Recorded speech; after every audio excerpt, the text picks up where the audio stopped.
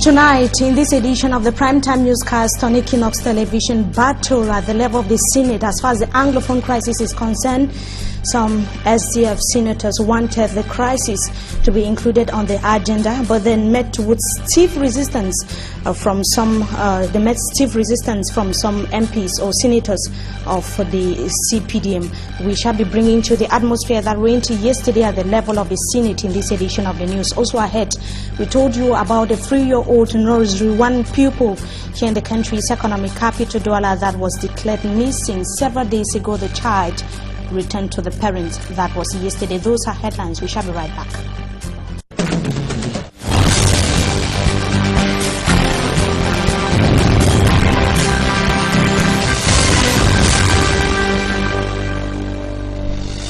Good evening to you, ladies and gentlemen. We thank you so much for joining us in this edition of the primetime newscast on EQUINOXE television. Let's begin right away in the nation's capital.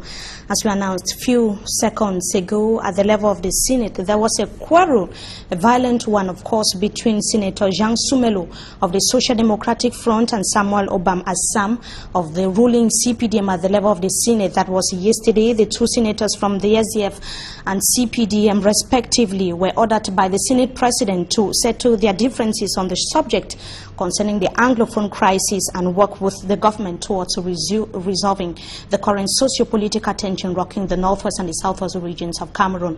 EQUINOXE takes us back to the Senate in the following report.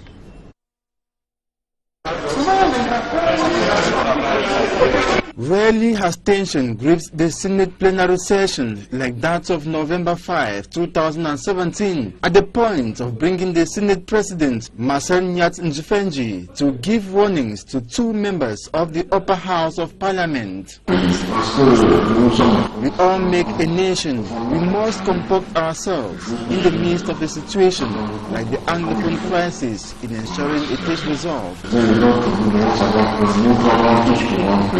This message was directed mainly to Senator Jean Sumelo of the Social Democratic Front and Senator Samuel Obam Assam of the CPDM, whose differences on the subject of how events are unfolding in the two Anglophone regions sparked tension which could intoxicate the upper house. Echoes of the tension between both SDF and CPDM senators infiltrated the eardrums of Marcel Njifenji, who ordered the two not to pour more fuel into the fire of the Anglophone crisis. Before summoning them this Wednesday to get their differing points of view, the Senate President told them it is not time to aggravate the Anglophone crisis, but join forces with government and every other Cameroonian to redress the long-lasting issue which has been breaking the nation. The plenary session that lasted 10 minutes also saw the examination of 4 bills from the National Assembly. The texts were received in the presence of the SDF senator, with the upper house boss reiterating the activity of the opposition party to disrupt works at the National Assembly was not done at the right moment. According to the SDF senator, his CPDM colleagues behave as if the need to look for lasting solutions to the Anglophone crisis was solely the preoccupation and responsibility of the SDF. Meanwhile, it concerns the entire nation. And Senator Jean Sumelo of the Social Democratic Front and that of the CPDM were convened, or they were supposed to appear before the Senate President Marcel Njifenji, that was today in the nation's capital, to answer questions on the quarrel that ensued yesterday over the Anglophone crisis. Both of them were summoned, that was yesterday, after a violent quarrel, as EQUINOXE has indicated in the report that just ended, on what the SDF senators qualified as poor management of the Anglophone crisis by the government of the country. This happened on the sidelines of the plenary session in Parliament that was yesterday, which unfolded unperturbed. SDF MPs, it should be noted, did not stage a protest as was announced earlier yesterday. Chiefs in the northwest region of Cameroon have praised the manner in which the head of state is handling the current socio-political tension rocking the two English-speaking regions of the country. They called on the English-speaking population to be calm, vigilant, and assist government's efforts in addressing the Anglophone problem, which they say has crippled the economy for more than 1 year now. In a 4-page document signed by over 50 members of MEFO during the General Assembly, which took place in Cambe, the chief criticized the killings of elements of the defense forces in the northwest and southwest regions of Cameroon. The chiefs urged the population to help the government investigate those behind the killings of the soldiers. It is not known whether the other faction of MEFO, led by Fonshe Barnabas of Mbot, was a signatory to the release. The squabble in the Northwest Fronts Union is not new to Cameroonians. Just to note as well that the French ambassador to Cameroon and the head of the European Union delegation in the country have condemned killings of soldiers in the northwest and southwest regions of Cameroon. The French diplomat, it should be noted, was received in audience by the President of the Republic of Cameroon. That was today. We talked about the 3-year-old nursery school pupil that disappeared a few days ago in the Dokpasi neighborhood Douala-Free subdivision that has been reunited with her mother. The little girl was in keeping of an 18-year-old lady who claimed to be innocent and was used by the boyfriend who said that was the father of the child. We obviously will be coming back to that report before the end of this newscast. But before we talk about that, let us take a look at the situation of insecurity in the country's economic capital. Inhabitants of Makepe Maturity neighborhood in the Douala 5 subdivision say that their area needs to be secured by the local administration. The high rate of insecurity in the locality has caused several business operations in the neighborhood to be scared after stores, several business persons to be scared rather after stores were broken into by some yet to be identified individuals. Samanjikan Gabriel has the details. Petty business operators in the Makepe Maturity neighborhood are passing through hard times. Within a week, over 10 stores have been burgled by some unknown men. At this medicine store, the owner, Mrs. Mirabel Gay, is struggling to refill her store after it was visited by unknown men and its content taken away. Not very far from her, at a hairdressing salon, Mrs. Clementine Gumesia has now changed her business to sell bread, beans and eggs to generate finance for her to re-equip her salon that was visited by the men of the underworld recently. Apart from that, she has to reimburse the sum of 300,000 francs CFA borrowed from a microfinance institution to boost her business. Another victim is Breeze, who is a welder by profession.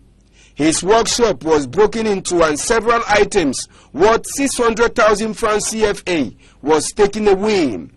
All of this, coupled with other cases not mentioned, has turned the Makepe Maturity neighborhood a risky zone for both the business operators and its inhabitants.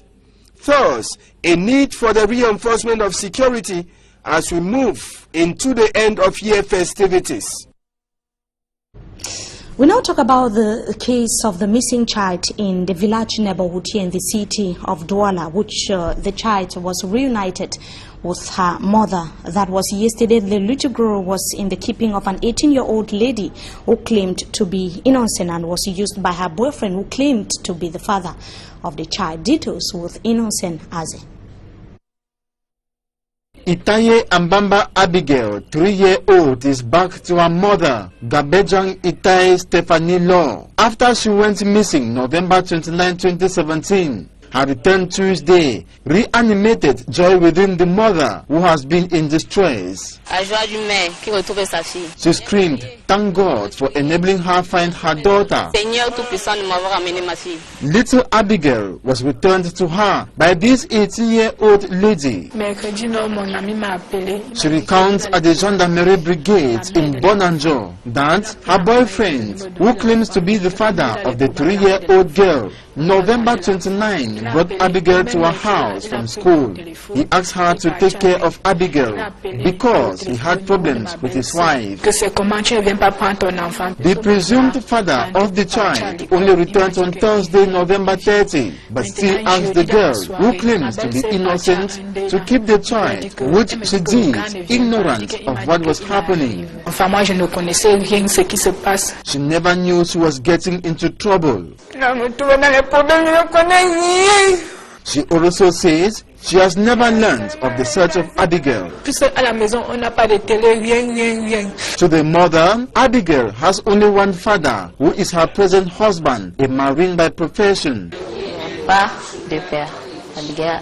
She claims she has never picked up quarrel with anyone over the child.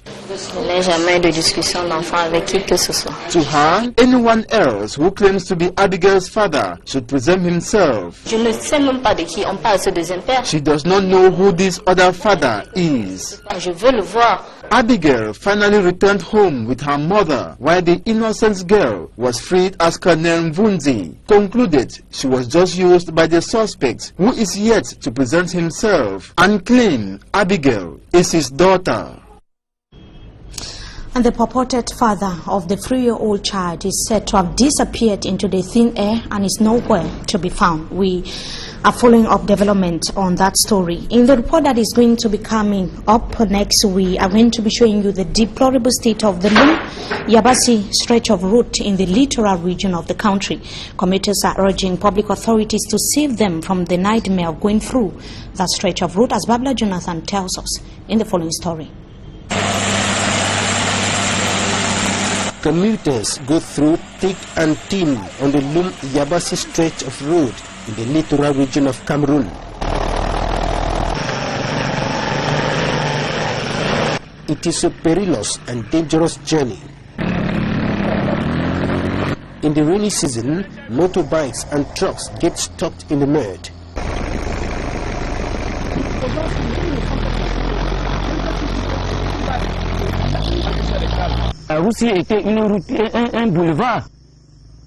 This was a large road, but it is like a path today. It has been neglected. My farm is just behind me, and I've been here since 1975. And at the time, public works technicians were coming from Konsaba every year from October to rehabilitate the road. Even cabs were plying the Lum-Yabasi road, but today you need four-wheel drive vehicles to go through. Commuters are permanently at the risk of accidents all along the road, but more so at the level of this bridge. Le pont met en danger, described as a death trap. Aux cyclistes qui s'aventurent de ce côté. I have two friends whose legs are broken today, and they can no longer fend for their families because of this road. Every day we have breakdowns. We spend a lot on this problem. Because of the deplorable state of the road, cost of transportation of persons and goods has increased. From Lum to Yabasi now costs 10,000 francs CFA per head, whereas it was normally a journey of 4,000 francs CFA, or at most 5,000 francs CFA in the late hours of the night. These are bags of palm fruits. I pay 3 to 4,000 francs CFA a bag, and the distance is not even up to 3 kilometers. Many farmers are now unable to transport a good proportion of their farm products to the market. Plantains get rotten in the farm because of transportation difficulties. I harvest about 10 tons of plantains every month, but a good proportion get bad in the farm. Commuters decry what they call fake promises of politicians concerning the rehabilitation of the road. We have the same cry and the same promises that are never fulfilled. De Bonquin à Mamombe, c'est une route départementale. This official of the Yabasi Council says it is a divisional road under the responsibility of the Camp Divisional Delegation of Public Works. He adds that the council does not have the capacity to rehabilitate the road entirely. The Camp Divisional Delegation of Public Works is yet to react.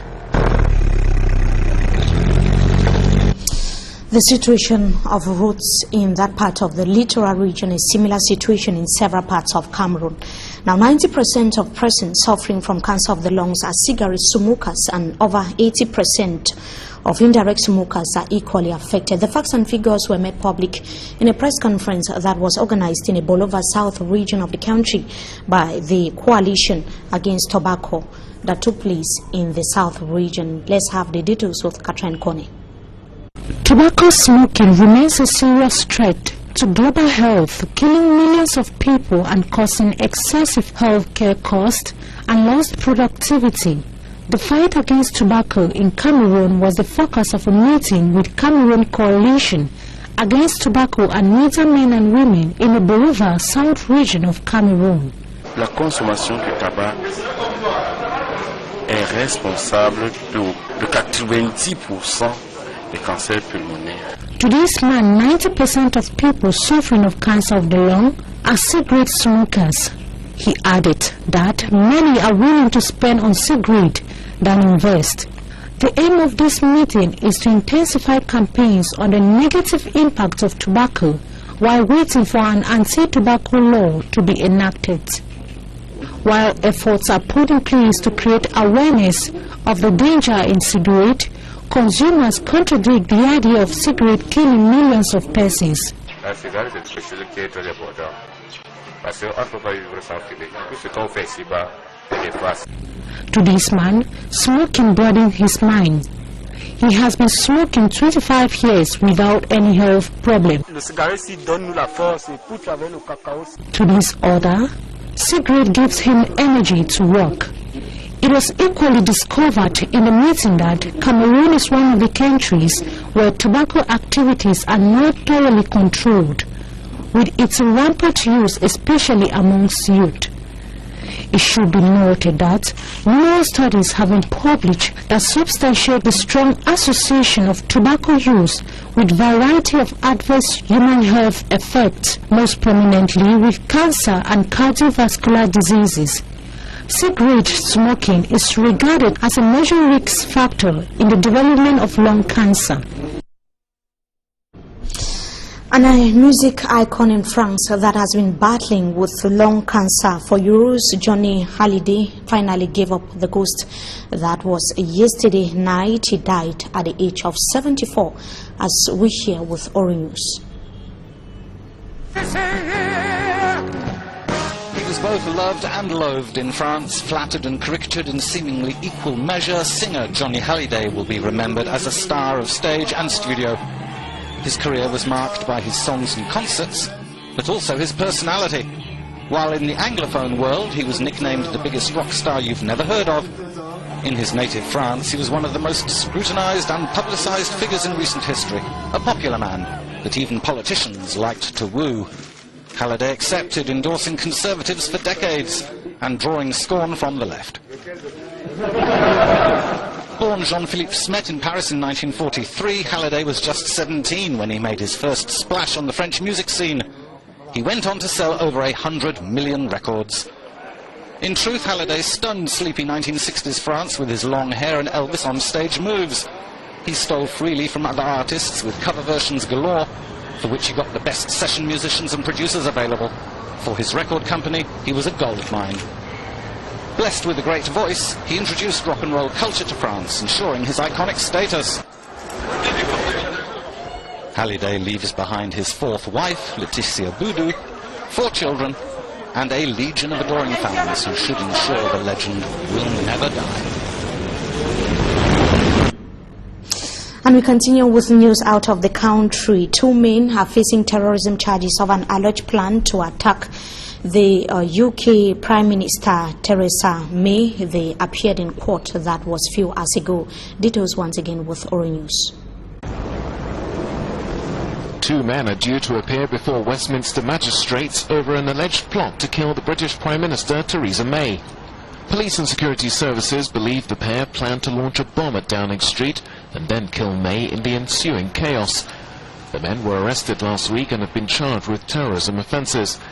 It comes a day after a government security review found that the Manchester Arena bombing in May could have been prevented if intelligence received was acted upon. But the head of MI5, Britain's security service, also revealed that 9 alleged Islamist terror plots have been foiled since March. The report there on the 2 men facing terrorism charges over plans to kill the British Prime Minister Theresa May brings us to the end of this edition of the news on Equinox Television. Viewers, so thank you so much for joining us as usual. Wishing you a blessed day in the company of our programs. Until we meet again, goodbye.